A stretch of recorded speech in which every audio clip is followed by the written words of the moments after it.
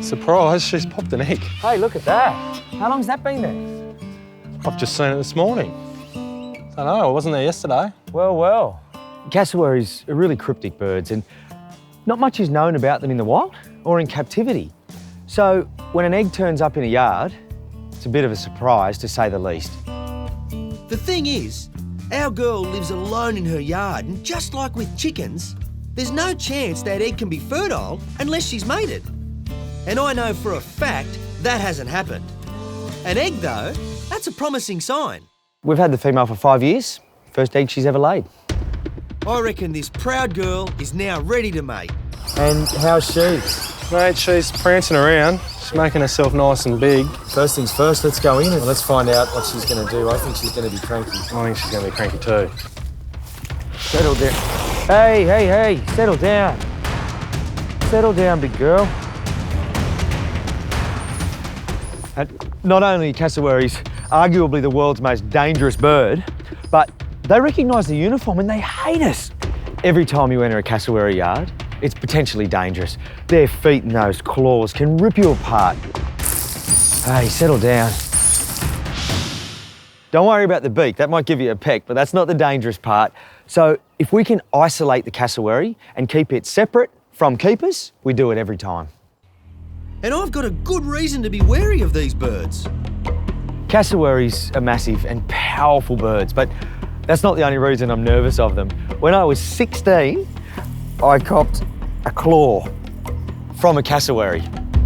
Now, I need to say that that's in a captive environment and we were catching that bird to transport to another organisation. In the wild, they're really peaceful, but put into that type contact with a keeper and that's the result. Meanwhile, next door, our male is looking keen. He's not stupid. He knows something's up. Look at her, look. Yeah. She's presenting to him. Look at that. Look at that. Look at that. How is the Trying to be mated. Look at this.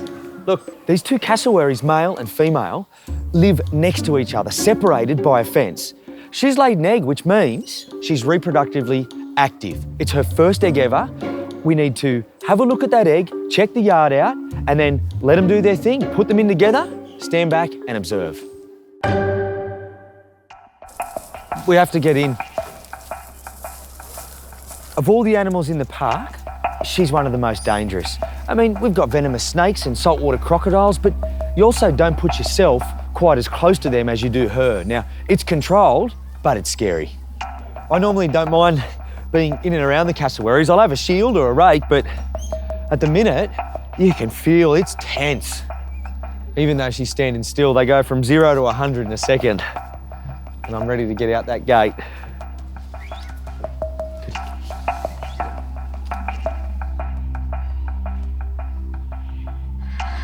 Watch your back on that fence, boys. Watch your back on that fence. The trouble is, our boy's now hovering dangerously close.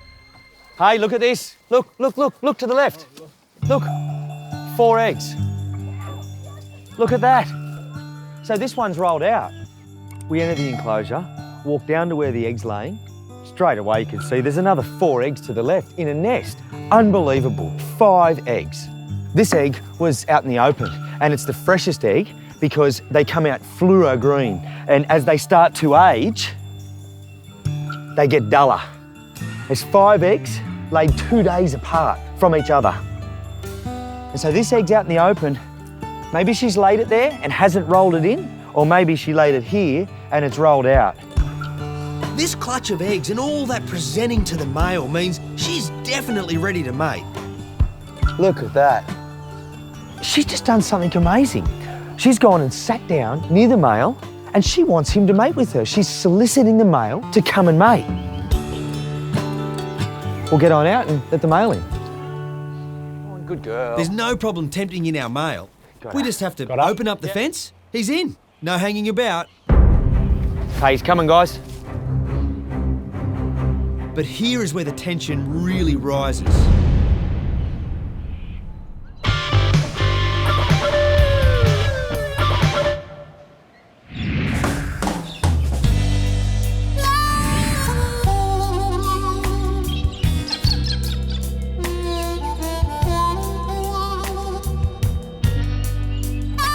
This is Burra in South Australia. I'm here to meet Torben Nielsen. He's got a particular interest in one of our native species. G'day, mate. How are you, Tim? I'm well. Who's this? This is Roxy. She'll be helping us today. Oh, yeah? And we going fishing? Yeah, sort of. Let's go.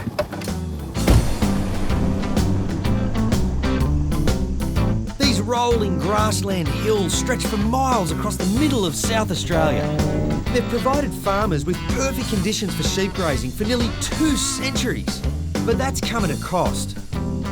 Torben's out here, a long way from his home in Denmark, studying the pygmy blue-tongued lizard, which until recently was believed extinct.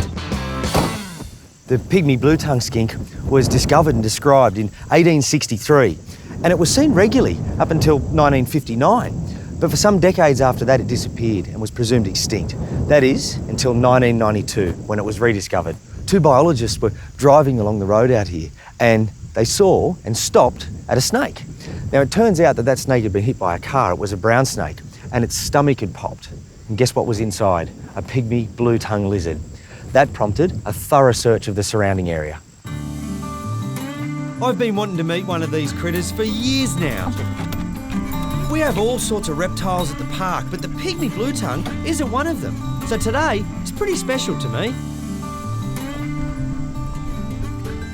So, Torben, how does this actually work? Roxy is our pygmy blue-tongued lizard detection dog. So she is trained to sniff out lizards because they live in these little burrows in the ground, sometimes under the grass, and it can be hard to see. And she can sniff them out even when we can't see them. So she's trained to specifically pick up the scent of pygmy blue-tongued lizards? Yes, she is. And we have done some experiments with her where she is distinguishing between pygmy blue-tongues and related species like the sleepy lizard. Yes. And also the bearded dragon. So she doesn't actually react to those, but she reacts to the pygmy blue-tongue scent. Okay, well, you better show me how she does it work. We'll see what you want to do today. Roxy, Roxy. As Torben says, the lizards make their home in burrows. Not just any old hole, these unique little creatures live down spider burrows. 32 populations of the pygmy blue-tongue have now been located in the region. That may sound a lot, but it's only on this land outside Burra that they're protected. Ready? Oh, she's onto something? Yeah. She found one? Yes, that's burrow. So where is it? You can see the burrows. You can see the burrows in the hole Look right at there. that. Good girl. Good girl. Good girl. That is amazing. Look at this. Right there is the burrow of a pygmy blue-tongued lizard found by that dog. I guess the Danes have a slightly different way of congratulating their dogs. All the same, it's an amazing skill Roxy has. You just hold on to her. I'll just Yes. see if there is a lizard in it. Okay. She can occasionally indicate on burrows where there was a lizard in lately. So that's a little endoscope? That's an endoscope, so Yep. you can actually see what's inside. Good girl. Yep, there's a lizard sitting in there. Can I have a look? Yep. If you look through that piece there. Stay there, Roxy. Can you see him? Holy moly. Look at that. It's just unbelievable. I don't know what's more unbelievable, the fact that Roxy found that, or that there's one in there. With another lizard found, it's home marked and ready to be added to the database. Torben has another trick up his sleeve that he wants to show me. I've got to say, a lizard detection dog is going to take some beating. I've been wondering what the fishing rod was for. I think I'm getting an idea now. This is our burrow. Yeah, so here's a burrow where we know there's a lizard in. Yep. And now we're gonna go fishing. All right, well, I'm very keen to see you do this. The idea here is to get the lizard to latch onto the mealworm. Then Torben will give him a yank and out he'll pop. Well, that's the plan. This fella has got other ideas though. Second worm in. Come on, come on. This boy's played the game before. He knows how to grab a free meal.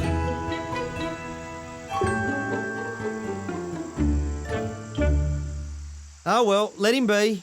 Torben's off now to find a more willing participant.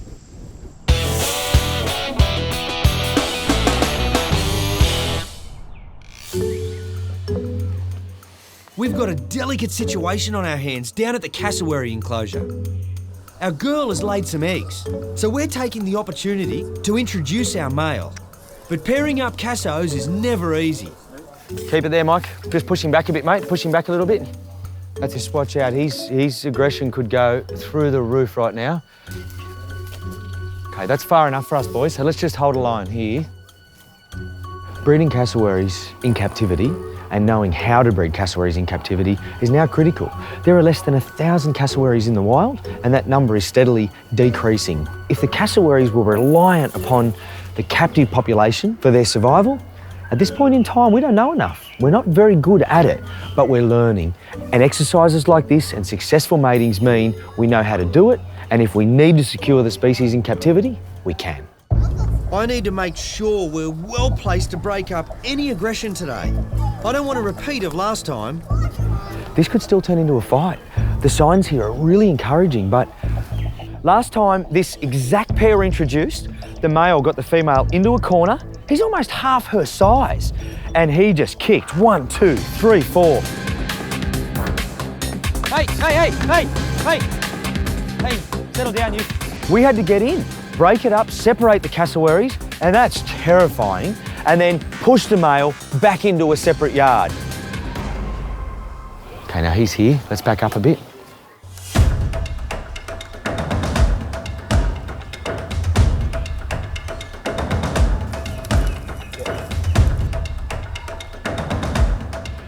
This could take hours. There are stories of cassowaries being introduced and mating in 15 minutes, but certainly not here. But this is a good introduction, it's going well.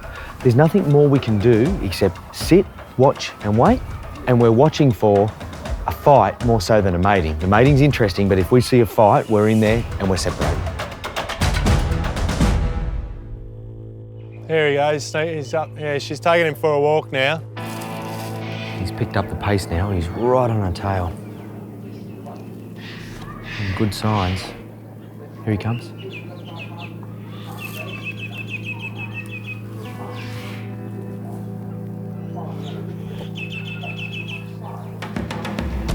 That's a boy. All's calm for the moment. All's calm.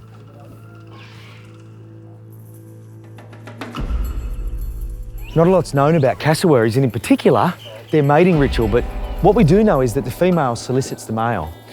She'll begin to walk, fluff her behind up, and indicate that she wants to be mated with. She's twice his size, it's no wonder he's a little intimidated.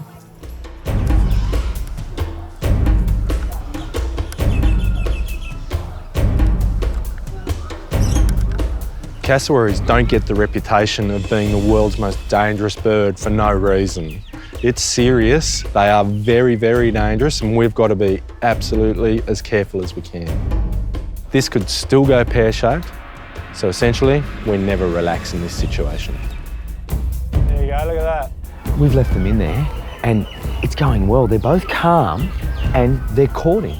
So the female is leading the male around, and he's now hot on her heels. He's zigzagging behind her.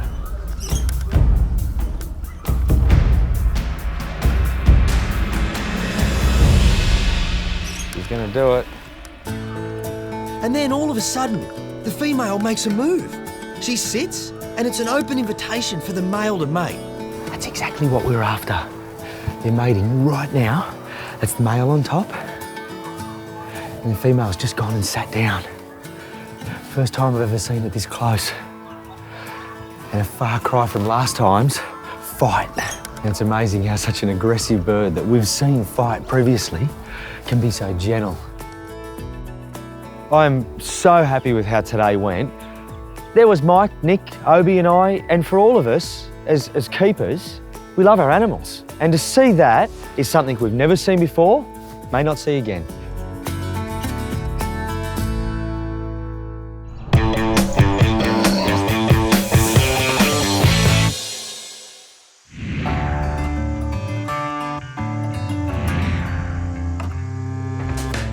I'm on the rolling grasslands of South Australia with reptile researcher Torben Nielsen.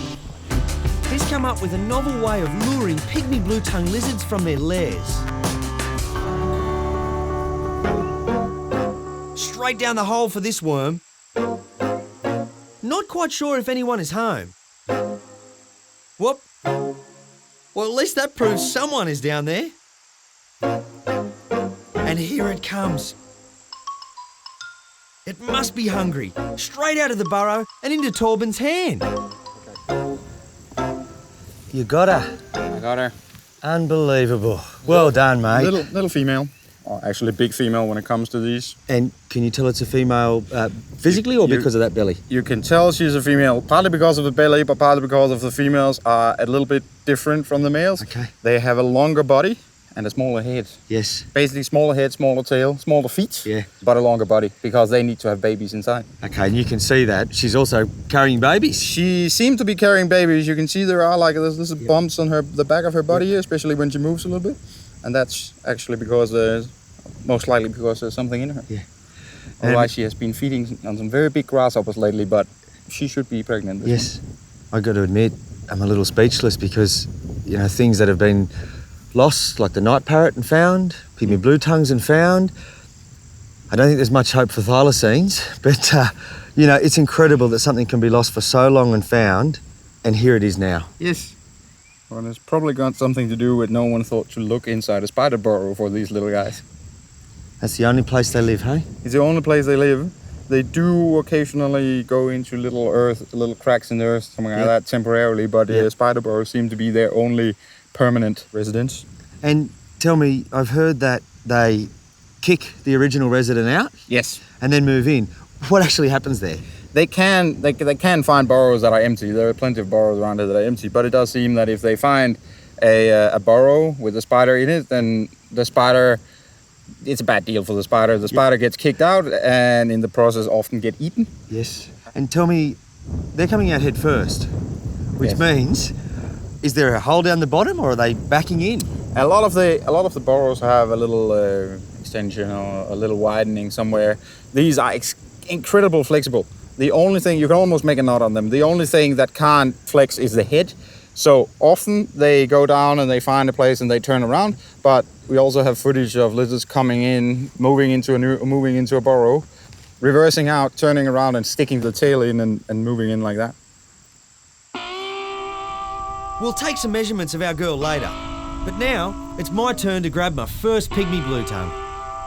I'll fish and you catch. All right, I've got to tell you, I'm a bit nervous because I've seen the master do it. The pressure's on. Yeah. Okay, I'm ready. We've definitely got him interested. Only a matter of time. Look at it devour that worm. That's just amazing. It's so tempting to go for the lizard when he pops his head out, but this is a waiting game. He's not stupid and he's really quick. I've got to bide my time. Got him! Look at that. Yeah, they got plenty of confidence. Plenty of confidence. Oh, well, that's one thing I'm happy to be bitten by. Look at that. And that's another female? Let me see here. No, that's actually a male. Oh, that's a male. That's a male. We got a pair. You'll see pretty big head, Yeah. very short body, Yes. and you'll find that it has a very long tail. Okay. I can see that body tapers right in, whereas that last female had a rounded belly and bigger shoulders. Let's see if we can see. You can actually see there's a little bump here. I can, yeah. We are a bit past the mating season, but you can see there's a bump on both sides, which is his hemipenises. Yes. And that's what you can see on the males as well. But that's only because we're close to the mating season. In the middle of the season, you won't see him. But this is actually a male. Look at you. Just incredible to think that they were missing for so long and Everyone thought they were extinct, yeah? they're here. As with all new finds, Torben needs to collect some data, so it's back to the car. Okay, will we take him down for processing? Yep. You're looking at one happy boy here. Well, I'm glad that these little guys can make you happy. They do. Spectacular lab you've got. Yeah. It's quite a nice place. Quite a bit better than any inside lab anywhere. Agreed, agreed. Now, before we get the data, Yeah. tell me about the research that you're doing. My main project here is aimed at figuring out how lizards respond to grazing.